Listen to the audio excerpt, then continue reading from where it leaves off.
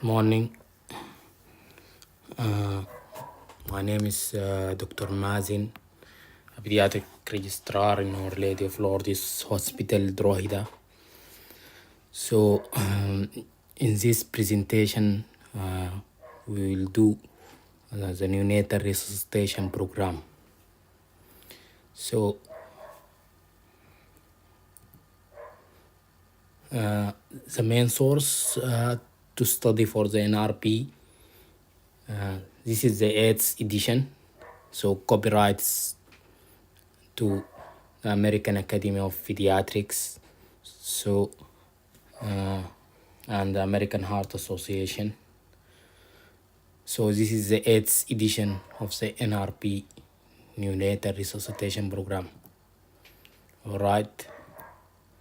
So this is the textbook of the neonatal resuscitation, the 8th edition. So neonatal resuscitation program course overview.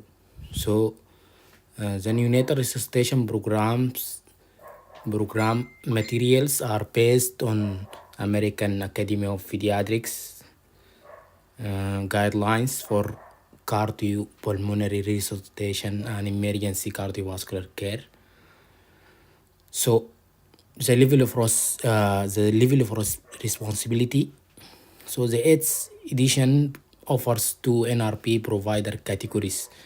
So the first category, the NRP essential.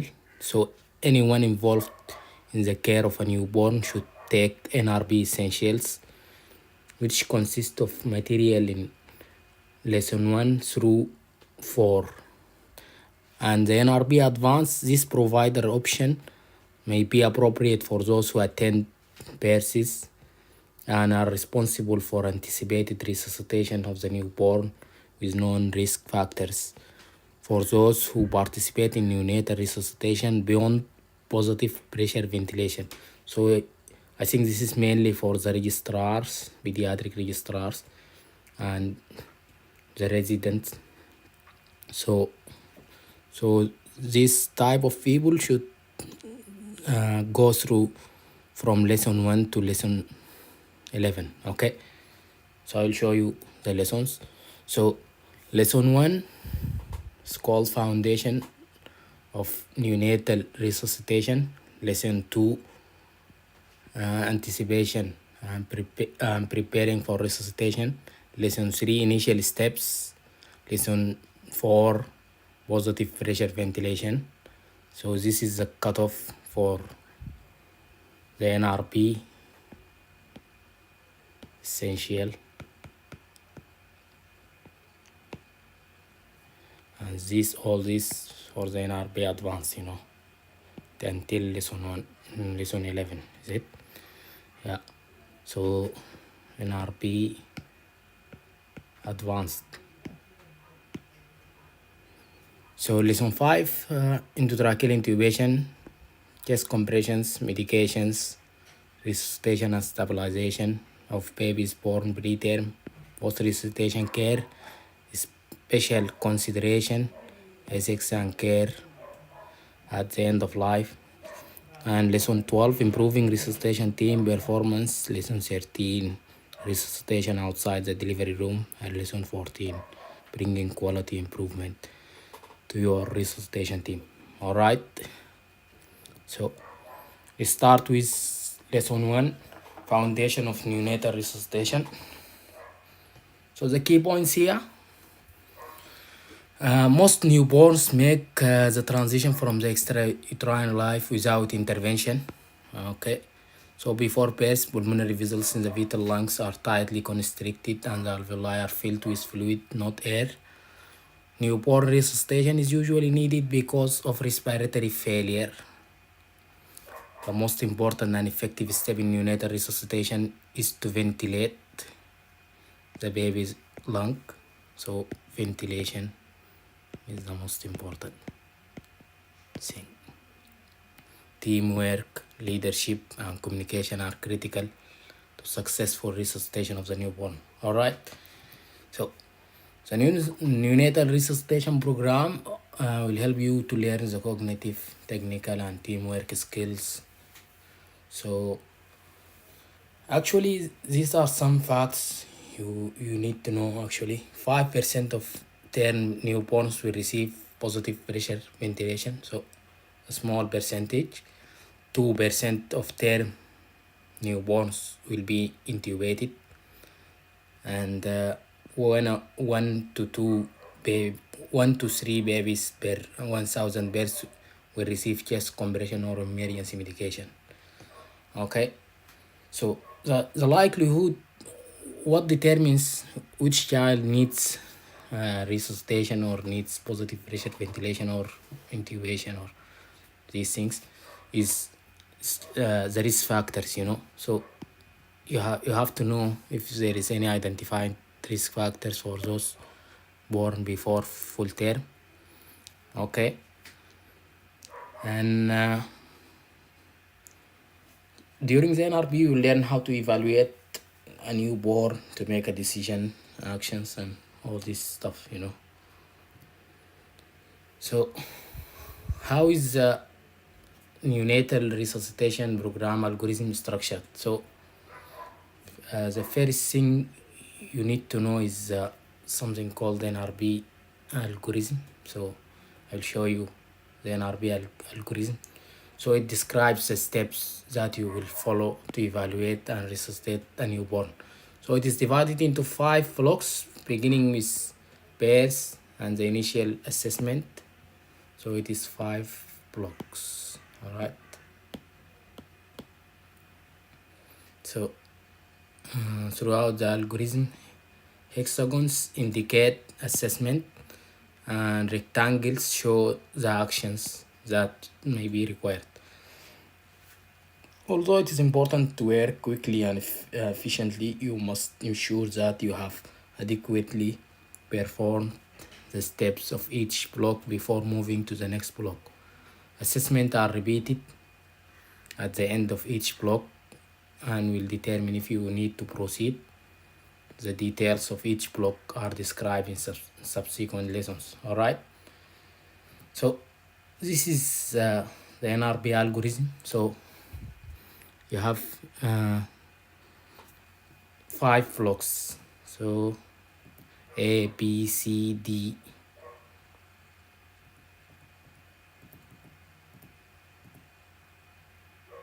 All right.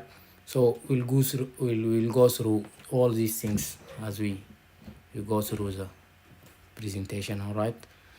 So the rapid evaluation determines if the newborn can remain with the mother or should be moved to a radiant warm for further evaluation. So it is A, B, C, D. So A for airway, and B for breathing, and C for circulation, and D for drug. So perform the initial steps to establish an open airway and support spontaneous respiration.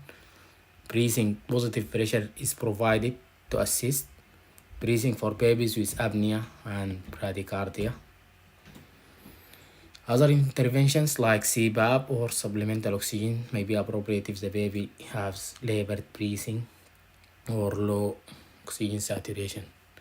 So the oxygen saturation, there is, so this is the target for the oxygen saturation, depending on what time the baby was delivered. So 1 minute is 60 to 65, 2 minutes 65 to 70, 3 minutes 70 to 75, 4 minutes 75 to 80, and 5 minutes is 80 to 85. So that's why it is important to just start a timer when you're doing the Apgar score. Okay, there is a timer in the machine. So just you need to know at what time what is the oxygen saturation, so then you can know what is going on. All right. And the initial oxygen concentration for PBV for babies who are 35 weeks gestational age and more, it's 21% oxygen. and less than 35 week station, so it is 21 to 30% oxygen. All right, so the neonatal resuscitation program key behavioral skills. So the first thing, know your environment, use available information, anticipate and plan, clearly identify a team leader, and communicate effectively, and delegate workload optimally, and allocate attention wisely. Use available resources, call for additional help when needed, and maintain professional behavior. All right, so I'll go through all these things. So what do we mean by know your environment? So know the location of the resuscitation equipment and how to access it. This is very important. Know how to call for help and who is available. So know the use the available information. Know the prenatal intrapartum history, including maternal communications and maternal medications and the risk factors. So anticipate and plan.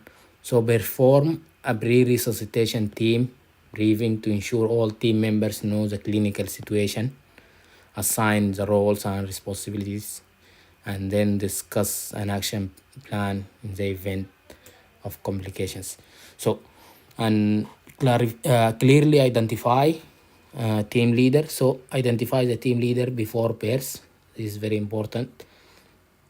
Effective leaders clearly articulate goals, delegate tasks as appropriate while monitoring the distribution of workload, include other team members in assignment and planning, think out loud, maintain situation awareness, hand over leadership to another team member if they must become involved in a procedure. So communicate effectively, call team members by name. This is very important. So you need to know the names of your team members. Share information actively. Inform your team if you identify a problem, error, or patient safety. Order medications by name, dose, and route. So you need to have a clear orders. Okay, so you have to say if it is epinephrine, for example, you have to say the dose, is it IV or so. You need to say the order clearly, So use concise, clear language. Use closed loop communication. So this is very important. You need to know what is closed loop communication. So verify information. Ensure that the changes in information or assessment are shared with all team members. Include the family members in communication as appropriate. So do not delegate work optimally. Do not duplicate work or use more resources than necessary. Change task assignment depending on the skill set and what is required at the moment. Do not allow one person to become overloaded with tasks. This is very important. Do not allow team to become fixated to a single task. All right, so allocate attention wisely. Maintain situation awareness by scanning and reassessing the clinical situation frequently. Monitor each other's skill performance to ensure patient safety. Use available resources. Know what personnel are available.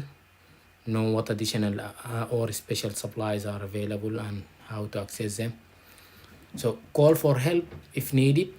So anticipate the need for additional team members based on the risk factors and the progress of the resuscitation. Call for additional help in a timely manner. Know how you will call for additional help and the process for getting the right kind of assistance. So maintain a professional behavior. Use respectful verbal and non-verbal communication. Actively seek and offer assistance. Support and promote teamwork, respect, and value your team. All right. So this is lesson 1. So we'll go to lesson 2, which is anticipating and preparing for resuscitation. So you will learn in this section, you will learn the risk factors that help you to predict which baby will require resuscitation. So 4 key questions. So you need to know the 4 key questions to ask to the obstetric provider, the midwife. So how to determine who should attend a birth, how to perform a pre-resuscitation team briefing, how to assemble and check resuscitation supplies and equipment. So and why accurate documentation is important. So accurate documentation is very important. So in this section, the most important are seeing as the risk factors, the 4 key questions, and documentation.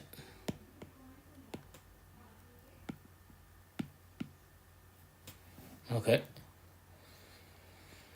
So what are the 4 questions you need to ask before birth? What is the expected gestational age? Is the amniotic fluid is clear? Is the amniotic fluid clear? Are there any additional risk factors? What is our umbilical cord management plan?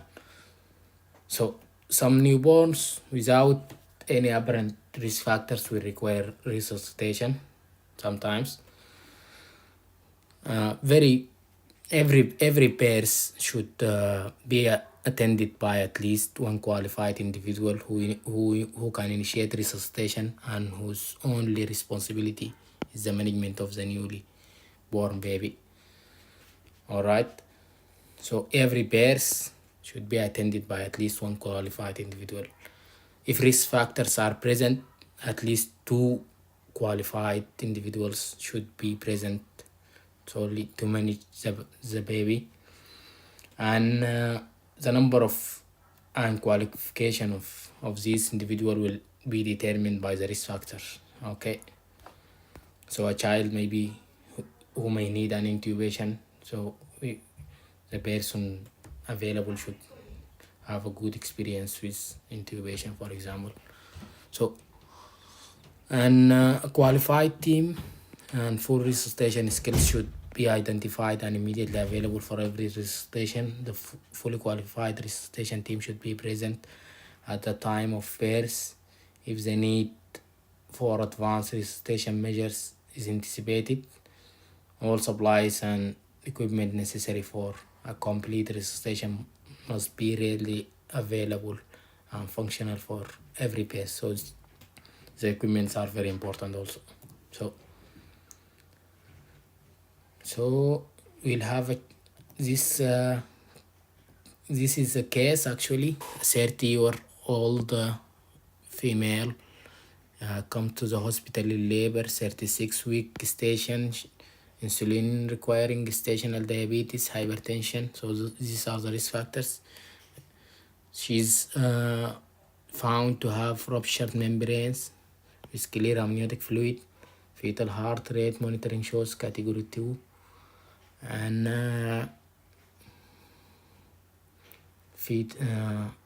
and possibly other tests to ensure fetal well-being. Or labor progressed rapidly and vaginal birth is imminent. So the obstetric providers call you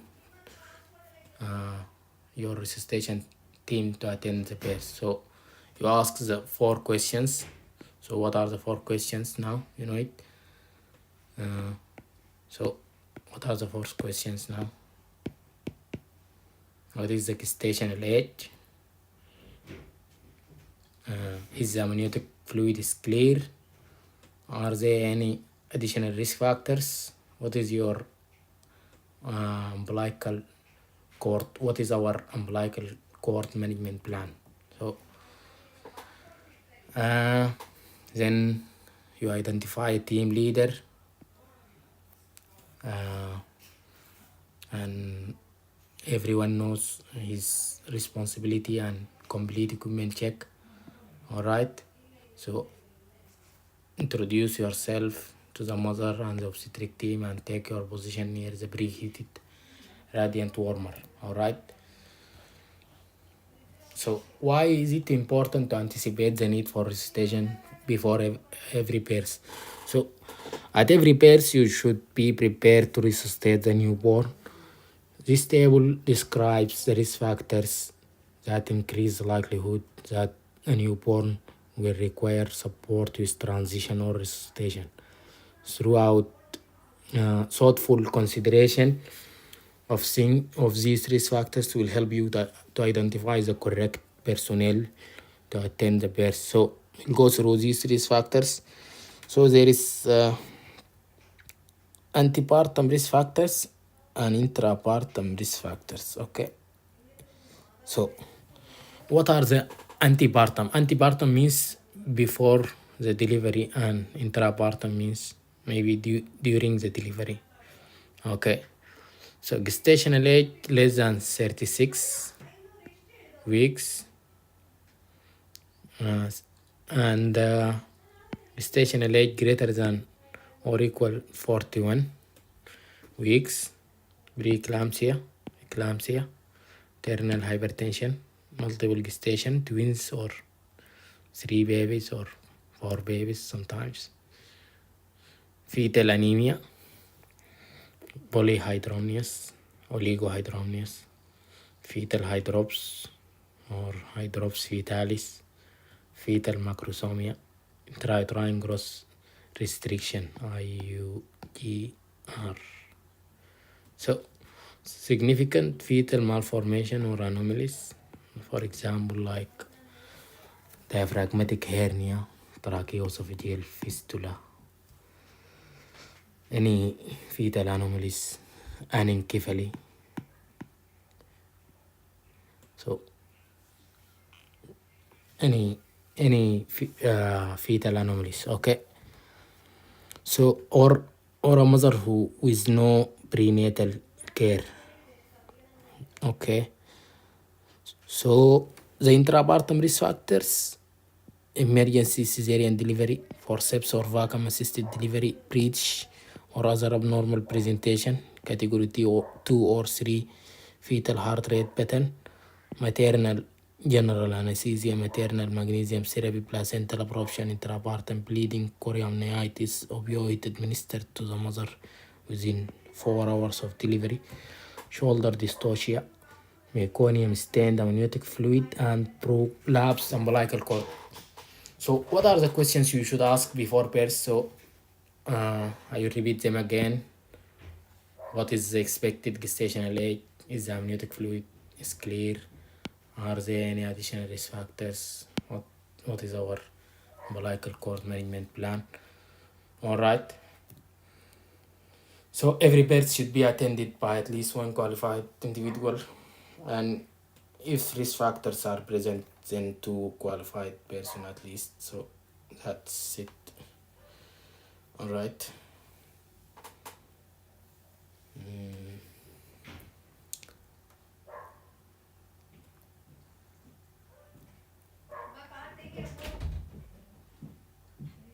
So how do you perform pre-resuscitation team briefing? So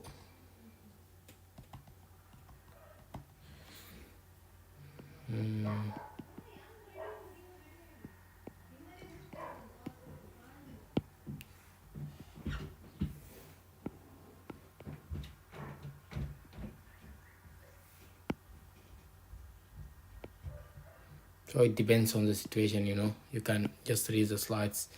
Yeah, no need to go through it. Neonatal resuscitation team briefing.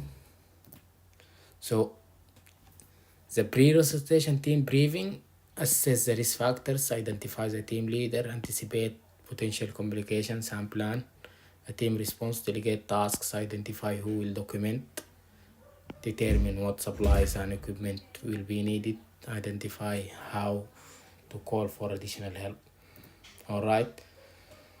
So if you are working, for example, in a hospital, you need to know what phone number you should call to get, for example, the consultant, or if it is an emergency, you need to call everyone. So you need to know these things. This depend on each hospital, you know. So what supplies and equipment should be available? So there is a list, there is checklist. Okay, we'll go through all these things. So the characteristics of an effective team leader. So good communication skills, giving clear directions to specific individuals, sharing information.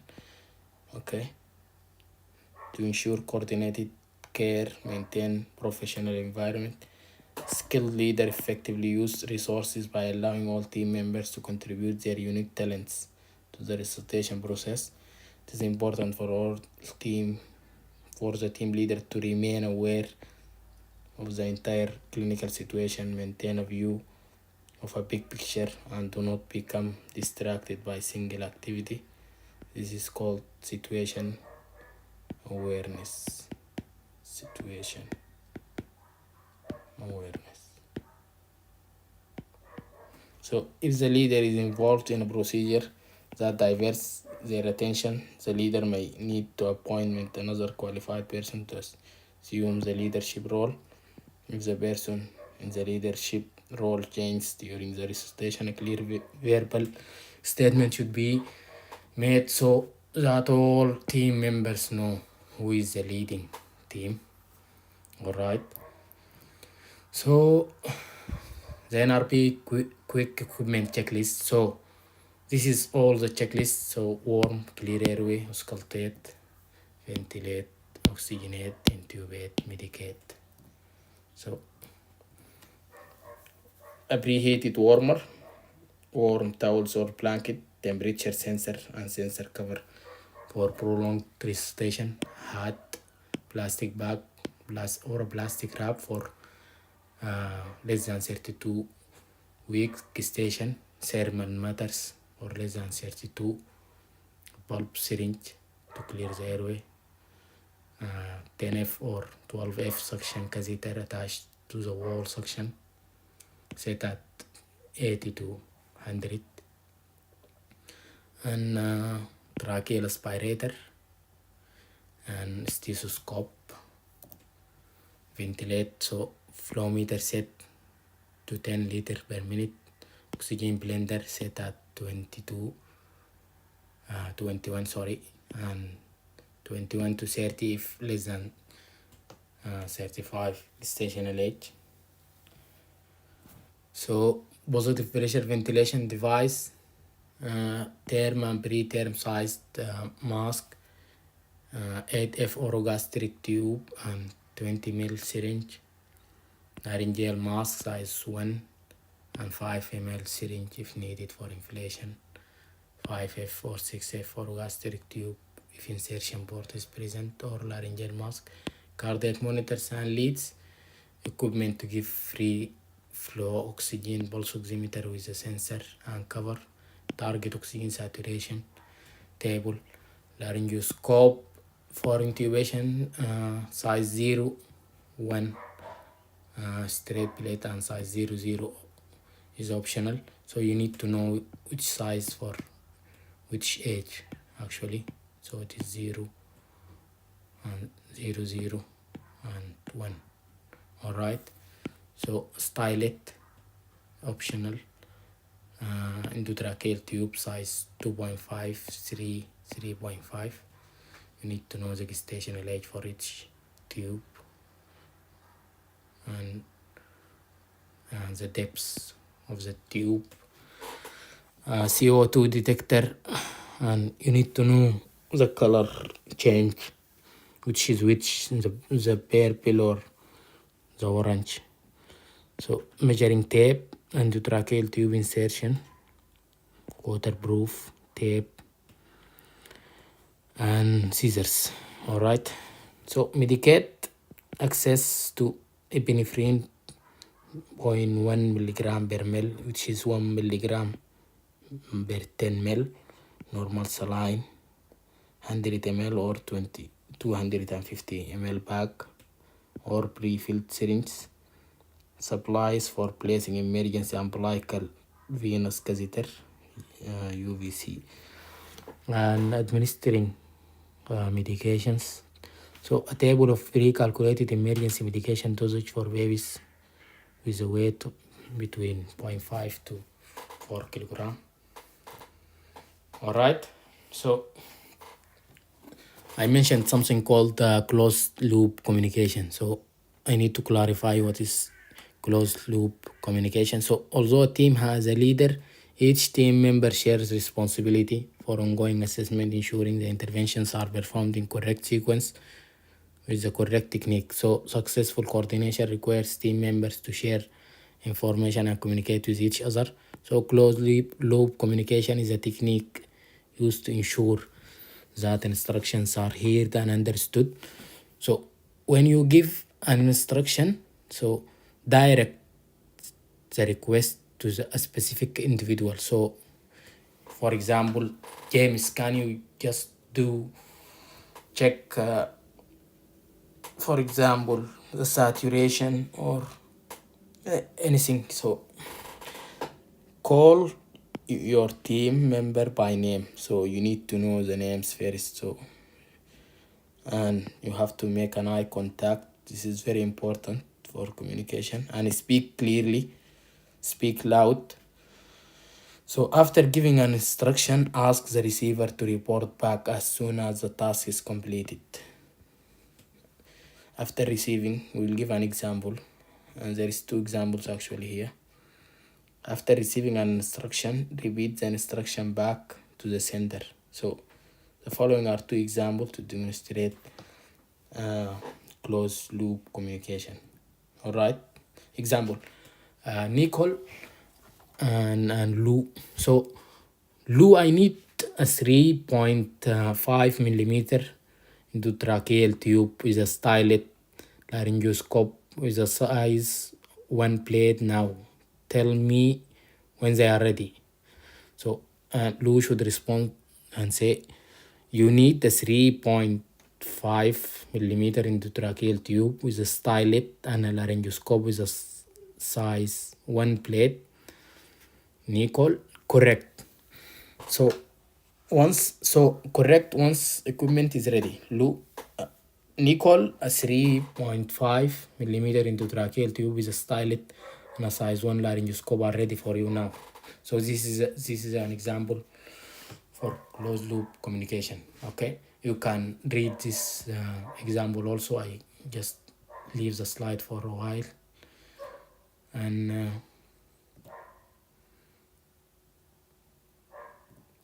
so we mentioned all the equipments.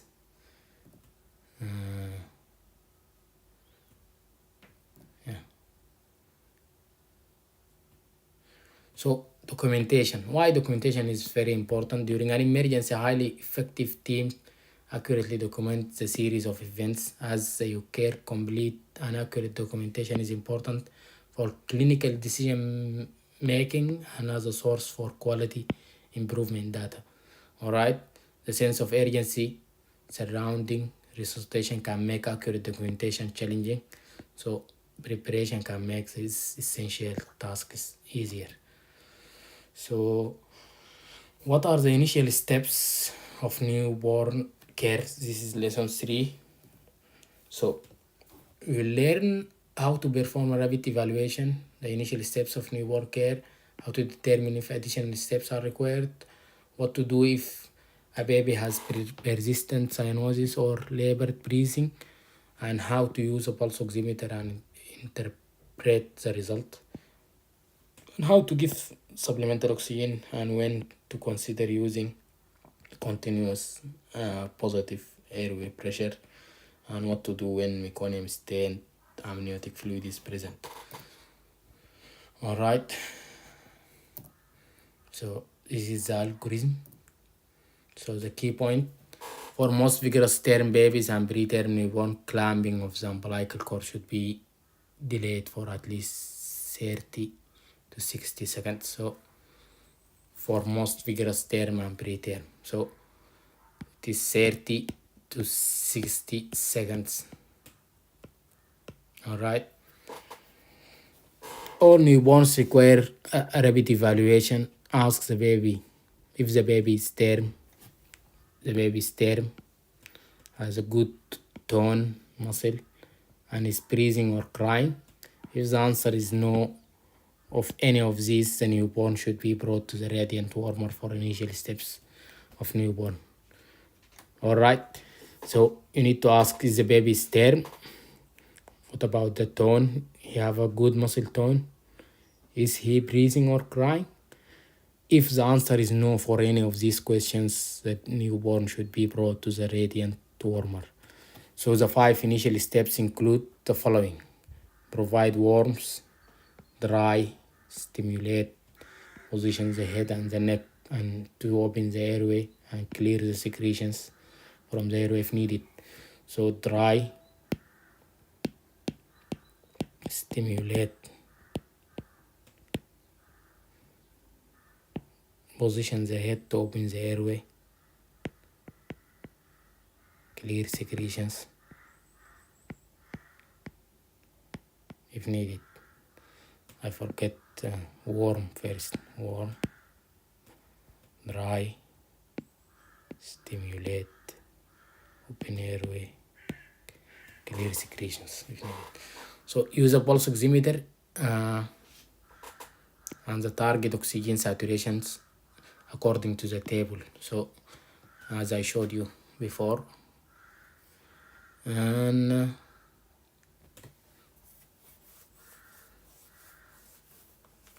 so these are the indications to use a pulse oximetry. Okay, when resuscitation is anticipated, to confirm your perception of persistent central cyanosis, if you give supplemental oxygen, and if pressure ventilation is required. So visual assessment of cyanosis is not a reliable indication of oxygen saturation. It's not a reliable indicator. So if meconium stent fluid is present and the baby is not vigorous, bring the baby to the radiant warmer to perform initial steps. Routine laryngoscopy with or without intubation or tracheal suction is not suggested. All right. So when should the umbilical cord be clamped? So at time of birth, a large volume of the baby blood remains in the placenta. If maternal blood is still flowing to the placenta and the umbilical cord has not been clamped, placental gas exchange will continue and additional oxygenated blood will be returned to the baby through the umbilical vein. This blood may play an important role in the newborn baby transition from fetal to neonatal circulation.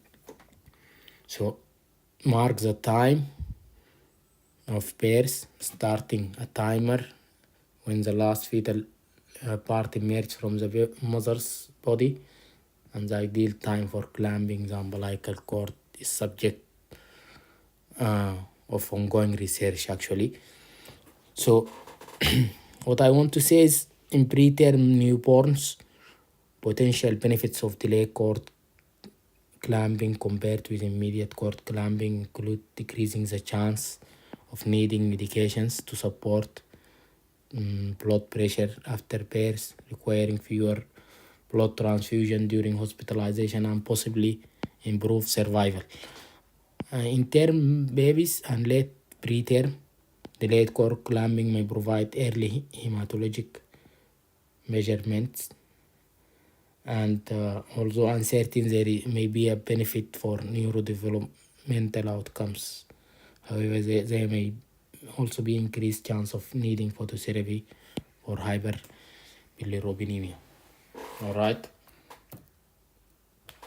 So before birth, establish with the obstetric provider the plan for timing for umbilical cord clamping. So for most vigorous preterm newborns, the current evidence suggests that clamping should be delayed for at least 30 to 60 seconds.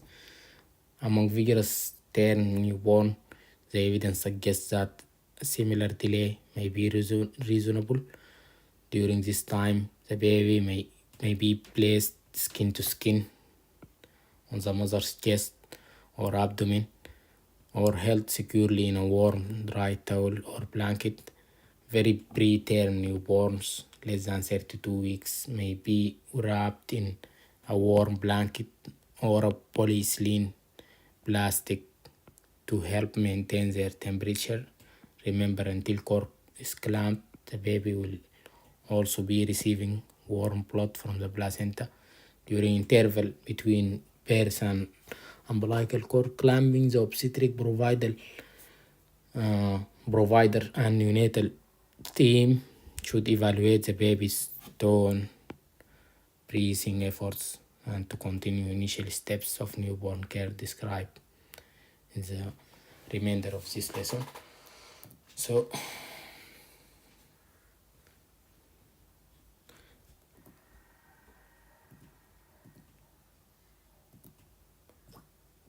I will stop in this slide.